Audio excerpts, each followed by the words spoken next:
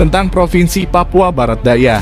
Anggota DPR Provinsi Papua Barat dari fraksi OTSUS, Agustinus Kambuaya kembali menyampaikan beberapa pesan penting kepada penjabat Gubernur Papua Barat Daya. Pertama, dia memberikan apresiasi kepada penjabat Gubernur Papua Barat Daya atas kerja cepat sehingga mendapatkan dukungan anggaran dari pusat sebesar 2,8 triliun. Kemudian pesan kedua adalah bahwa terkait pelantikan 22 OPD di dalam struktural pemerintah di provinsi termuda ini, harus memprioritaskan SDM OAP maupun non-OAP yang ada di Papua Barat Daya.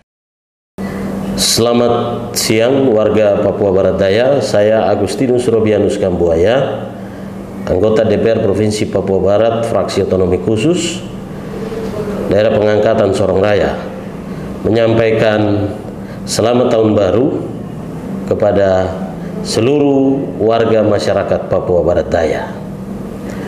Kita telah memasuki tahun 2023 dengan doa dan harapan-harapan baru bahwa Provinsi Papua Barat Daya yang baru saja hadir akan mendatangkan kemaslahatan dan kemanfaatan yang baik dan merata bagi warga Papua Barat Daya.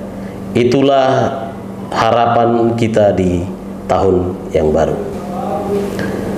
Kita sebagai masyarakat, kita mengapresiasi, dan sebagai anggota DPR juga, saya pribadi dan semua masyarakat, kita mengapresiasi kerja-kerja cepat, kerja-kerja spektakuler dan luar biasa yang dilakukan oleh Bapak Penjabat Gubernur di sela-sela kesibukan memanfaatkan waktu libur Natal, melakukan komunikasi dan kunjungan ke pemerintah pusat di Jakarta untuk mendapatkan dukungan anggaran, dan itu baru saja kita mendapatkan berita terrealisasi 2 triliun lebih, suatu hasil yang cukup maksimal dan memuaskan bagi kita sekalian. Untuk hal itu kita mengapresiasi Bapak Penjabat Gubernur, meskipun itu dilakukan seorang diri tanpa didukung oleh OPD karena belum ada pelantikan. Nah, ada wacana atau informasi yang berkembang bahwasanya akan ada pelantikan 22 OPD dan dipastikan di akhir bulan Januari ini akan ada 20 OPD berhasil dilantik. Sebagai masyarakat dan juga sebagai anggota DPR dan sebagai anggota Pansus Revisi Otonomi Khusus Undang-Undang OTSUS, saya kira Bapak Penjabat Gubernur ketika itu di masa revisi Undang-Undang OTSUS, beliau hadir bersama-sama kami di ruangan Komisi 2, mendengar dan berbicara, bahkan berkomitmen bersama dengan Komisi 2 DPR RI, Pansus OTSUS DPR RI, dan Pansus OTSUS DPR Papua Barat, dan ada perwakilan dari Provinsi Papua ketika itu, dan beliau juga hadir, Bapak Penjabat Gubernur. Ada banyak komitmen di sana bahwa pemberdayaan kepada orang asli Papua merupakan sebuah keharusan. Nah, karena itu dalam hal dan dalam kaitannya dengan agenda atau wacana pelantikan nanti di Provinsi Papua Barat Daya ini, saya kira Bapak Penjabat Gubernur arif dan bijaksana menempatkan pilihan-pilihan prioritas kepada sumber daya manusia orang asli Papua yang berada di wilayah Papua Barat, tetapi juga sumber daya manusia non-Papua tapi yang berada dan berdomisili di Papua Barat Daya. Karena itu kami mengharapkan itu. Kalau kita merujuk kepada undang-undang, khususnya Undang-Undang 21 tahun 2001, pasal 6, bab 6, pasal 27, ketentuan ayat 1 mengatakan bahwa penetapan kebijakan ASN dilakukan oleh Provinsi Papua ketika itu masih menjadi satu Provinsi Papua dengan menempatkan atau berpedomani pada prosedur ASN yang berlaku. Nah, pasal 2, apabila ketentuan ayat 2, apabila ketentuan itu tidak terpenuhi, maka pemerintah provinsi dan kabupaten kota dapat mengambil kebijakan yang sesuai dengan kepentingan dan kebutuhan daerah setempat. Nah, di situ ada ayat 3-nya juga bahwa itu dia dapat diatur dalam Perdasus. Tetapi kembali ke ayat 2 bahwa dilakukan apabila tidak terpenuhi syarat-syarat atau standar prosedural manajemen ASN yang berlaku, maka diambil kebijakan-kebijakan yang sesuai dengan kepentingan daerah. Itu kita bisa terjemahkan dalam konteks Papua Barat Daya, karena pasal itu tidak mendapat perubahan. Pasal 72 itu tidak mendapat perubahan, bab 6 itu.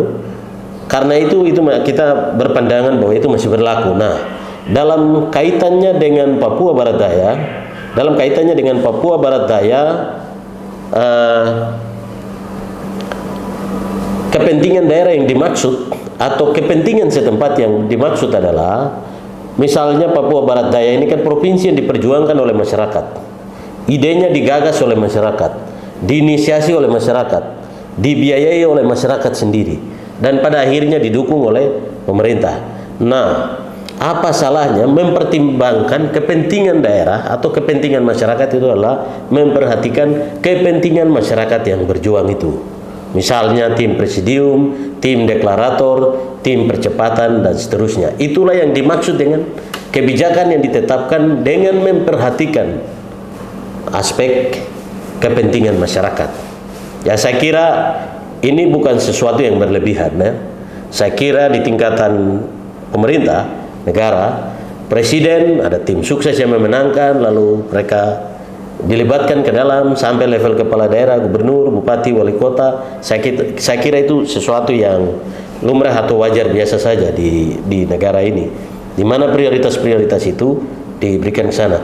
Dan dengan memperhatikan, sekali lagi kami menggarisbawahi, sumber daya manusia yang tersedia di wilayah Papua Barat Daya, orang asli Papua, tetapi juga orang non Papua yang ada di Papua Barat Daya. Mereka juga tim Nusantara yang tergabung dalam tim percepatan, tim deklarator, tim presidium, mereka juga ada di dalamnya.